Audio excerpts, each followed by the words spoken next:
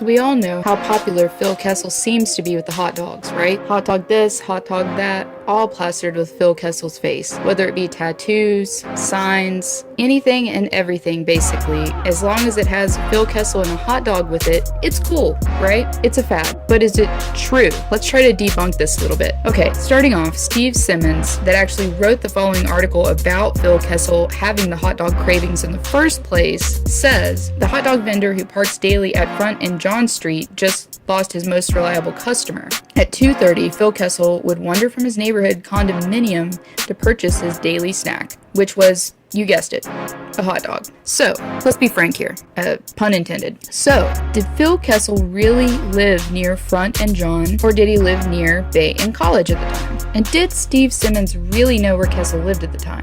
On HBO's 24/7 show, they show Phil Kessel's condo. It has lovely floor-to-ceiling windows, which means we could watch the scene, see what buildings were around, right? And get a rough idea of where he lives. This makes us decide, ultimately, that he lived near College and Bay, as per the rumor. But the big deal is that Steve Simmons put a piece out on Phil Kessel, but it's unlikely that story is true. Phil Kessel doesn't live or work near Front and John, where the hot dog stand was, and if he wanted a hot dog every day, he'd walk halfway across a major city to a Pacific vendor at the busiest time of the day to get one there. If you look from where his actual apartment complex was, it looks like it would be about a 32-minute walk. So we're saying he goes on a jog there from his house to get the hot dog.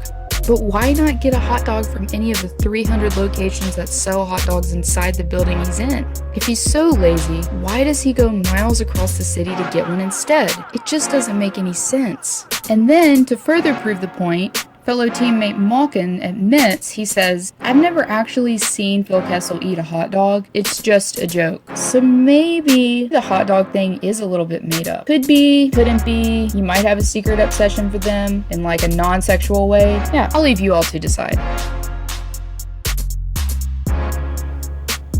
Most people are pretty familiar with Phil Kessel's sister, Amanda Kessel.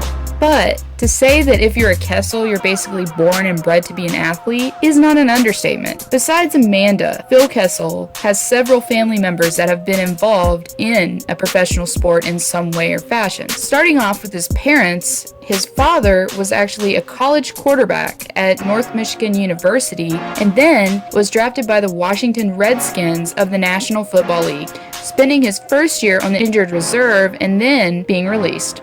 Not only were his parents athletically inclined, also, the list goes on. Kessel's brother Blake, a defenseman, was drafted by the New York Islanders in the 6th round of the 2007 entry draft. Also, as I previously mentioned, Amanda also plays hockey, and she currently plays with the National Women's Hockey League, as well as internationally with the United States. And, if you didn't think that was enough, Kessel's cousin David Moss played most recently for Switzerland's NLA EHC Biel, which if you're wondering what that gibberish means, it's the National Hockey League in Switzerland. Not only is Phil Kessel a man of many last laughs after being traded from Toronto to Pittsburgh to only win 2 Stanley Cups with them, he's also a man of many records. Not only is he the first NHL rookie ever to be awarded the Bill Masterdon Memorial Trophy after battling with cancer, he's also the record holder for the most points scored on the U.S. under-18 team with 26 points and most goals, having 16 in 12 games during the 2004 and 2005 World Junior Hockey Championships. And while playing for the Boston Bruins, if that wasn't enough, he also had the most game-deciding shootout goals in a Bruins career, with 9 shootout goals.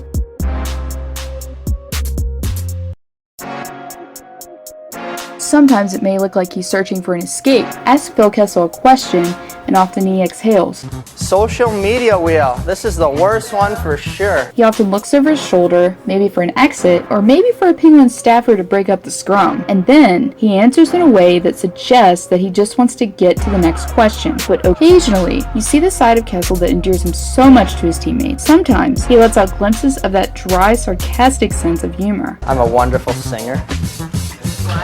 Yeah, obviously. It's sing, man.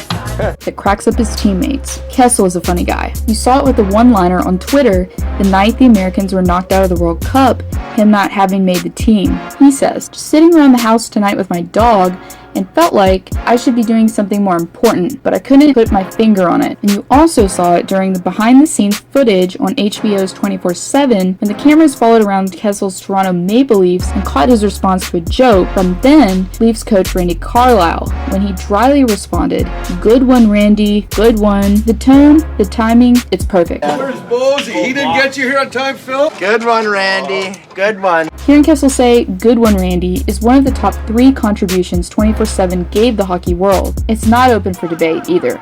Bottom line, if he wasn't playing for the NHL, he might be able to make a career in stand-up.